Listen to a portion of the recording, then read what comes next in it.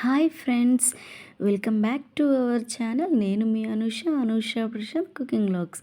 Please do subscribe my channel. ఈరోజు నేను ఆకుతో పప్పు చేస్తూ ఉన్నాను. సో ఆ మెంతు ఆకు అనేది కూడా నేనే మన టెర్రస్ పైన వేసాను అనమాట. సో చాలా బాగా వచ్చింది. మొక్కలంటే నాకు చాలా ఇష్టం అండి. సో మొక్కలు మన స్ట్రెస్ని తగ్గించడంలో చాలా బాగా యూజ్ అవుతూ ఉంటాయి.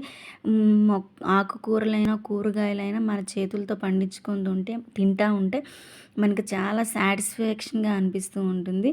సో మొక్కలను పెంచడం అనేది చాలా మంచిది. సో మనకి పీస్ ఆఫ్ మైండ్ కావాలన్నప్పుడు మనం మొక్కల దగ్గరికి వెళ్ళి కాసేపు స్పెండ్ చేస్తే చాలు. చాలా ఫ్రెండ్లీ నేచర్తో చాలా హ్యాపీగా ఉంటాము. సో ఖచ్చితంగా మొక్కల్ని అందరూ పెంచండి.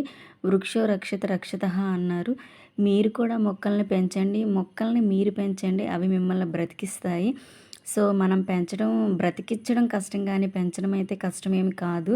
సో వాటికి మనం చేయాల్సింది ఏం లేదండి, కొంచెం వాటర్ ఇస్తే చాలు, అవి చక్కగా పెరుగుతాయి. సో అటువంటి మొక్కలతో మనం ఈరోజు నాకైతే చాలా హ్యాపీగా ఉంది. మెంతికూరని అలా చూస్తూ ఉంటే ఎంత హ్యాపీగా అనిపించిందో ఎర్లీ మార్నింగ్.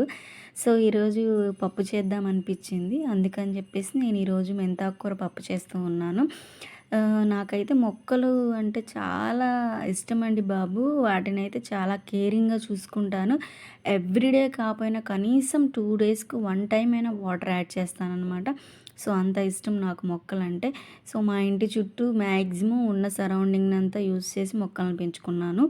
ఇప్పుడు మనం మెంతాకూరను చేసేద్దాం పదండి. ముందు మెంతాకూరను తీసుకొని దాని కాడలన్నిటినీ కింద కట్ చేసేసాను. నీట్గా 2 టైమ్స్ వాష్ చేసుకున్నాను. ఇప్పుడు మనం టెర్రస్ పై నుంచి కిందకి వెళ్ళిపోదాం పదండి. ఇప్పుడు కిందకి వచ్చేసామన్నమాట. నెక్స్ట్ మనం ఒక కుక్కర్ని తీసుకొని అందులోకి కందిపప్పును యాడ్ చేసి 2 టైమ్స్ క్లీన్ చేసుకోండి. కందిపప్పు కూడా రెడ్ కందిపప్పు తీసుకోండి, పప్పు చాలా టేస్ట్గా ఉంటుంది. మామూలు కందిపప్పు కన్నా కూడా రెడ్ కందిపప్పు అయితే చాలా టేస్ట్గా ఉంటుందన్నమాట. నాకైతే చాలా బాగా నచ్చింది. సో వీటిని ఒక 2 ఆనియన్స్ కట్ చేసేసుకొని యాడ్ చేసేసుకోవాలి. అలాగే 1 టమాటాను కూడా కట్ చేసేసుకొని దాన్ని కూడా అందులోకి యాడ్ చేసేసేయండి. అలాగే 2 పచ్చిమిర్చి మీ మంటకు తగ్గట్టు యాడ్ చేసేసుకోండి. నేనైతే 2 యాడ్ చేసేసాను అనమాట.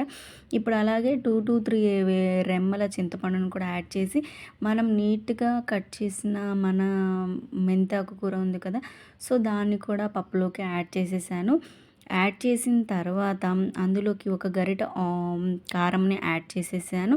అలాగే మనము టర్మరిక్ మర్చిపోయాం కదా, సో దానికి కూడా 1 టేబుల్ స్పూన్ పసుపుని కూడా యాడ్ చేసేసి 1 గ్లాస్ 1 to 1.5 గ్లాస్ ఆఫ్ వాటర్ని కుక్కర్లో యాడ్ చేసి కుక్కర్ని క్లోజ్ చేసేసి లిడ్ పెట్టేసి వదిలేసేయండి. మనకి మంట సిమ్లో పెట్టేసుకొని 4 to 5 విజిల్స్ రానిస్తే పప్పు చక్కగా ఉడికిపోతుందన్నమాట.